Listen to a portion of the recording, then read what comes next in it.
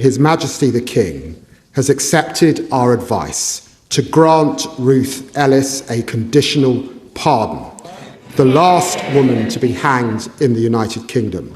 While the pardon does not claim she was innocent of killing David Blakely, it replaces the death penalty with a sentence of life imprisonment to recognise a profound injustice in this exceptional case. I know her grandchildren, Laura Enston, Stephen Beard, are in the gallery with us today. We hope this brings a measure of peace to Ruth Ellis' family, who have carried the weight of what happened to her for over 70 years.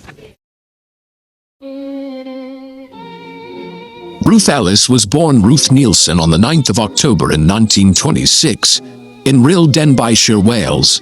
She was the fifth of 6 children, her mother, Elisabetta Bertha Goethals, and her father, Arthur Hornby. Her mother was a Belgian refugee and her father a chemist from Manchester. Bertha and Arthur married in 1920. Arthur later changed his surname to Nielsen.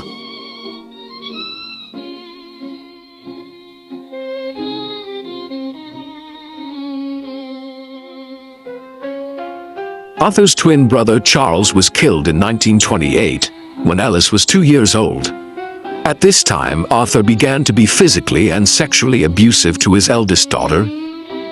Bertha knew about the abuse but was afraid to speak up.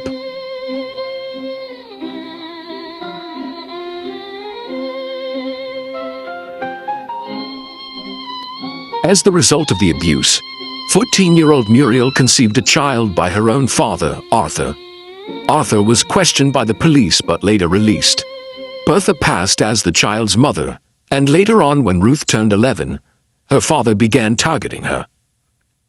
Ellis for a short time attended Farfield Senior Girls' School in Basingstoke until 1940, after which she then attended Warding Village School.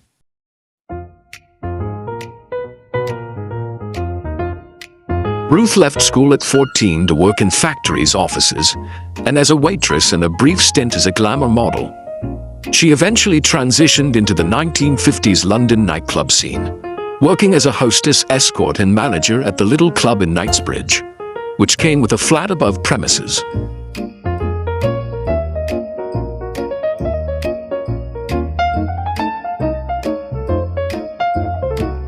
Ruth married George Johnston Ellis, a 41-year-old divorced dentist, at the Tunbridge Register Office in Kent on November the 8th in 1950. The marriage rapidly deteriorated due to his violent, possessive alcoholism and refusal to acknowledge paternity of their daughter Georgina. In 1951, they divorced shortly after. One of these were Blakely, a racing driver.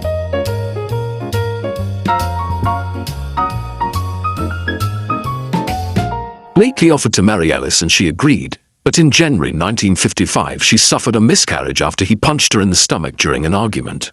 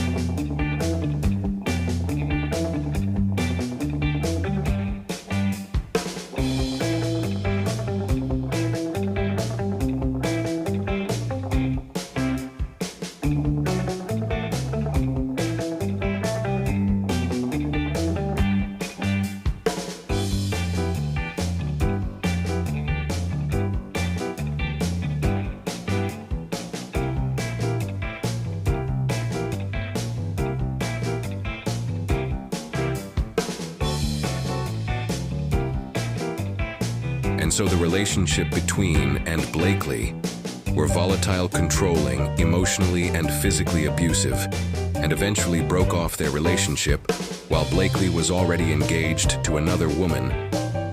Ellis began to stalk Blakely, and the situation culminated on April the 10th in 1955. Ellis tracked him down to the Magdala pub in Hampstead and waited patiently for him. She shot him 4 times as he attempted to leave. She immediately surrendered to an officer-duty policeman and calmly admitted to the crime.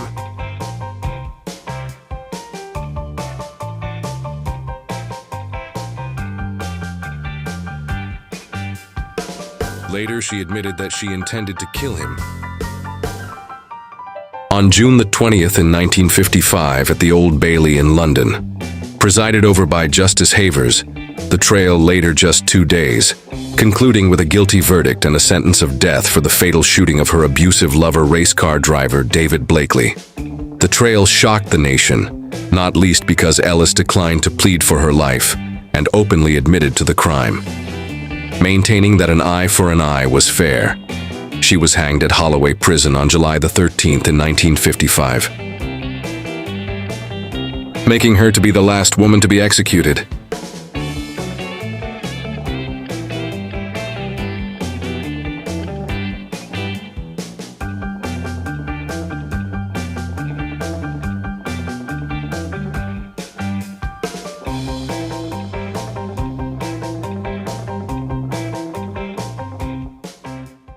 Ruth Ellis left 2 children behind her son, Andrea Nielsen, who was only 10 years at the time. He suffered severe with his mental health, and in 1982, he ended his own life at the age of 38. Her daughter Georgina was just a toddler when her mom was executed, and was raised by adoptive parents. She too struggled with her mother's unresolved trauma of her mother's hanging, and in 2001 died of cancer, aged 50 years.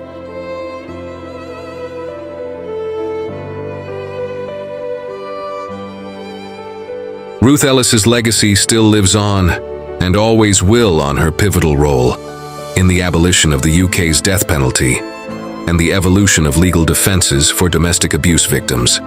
If you like real-life stories, then please consider to subscribe for more future content.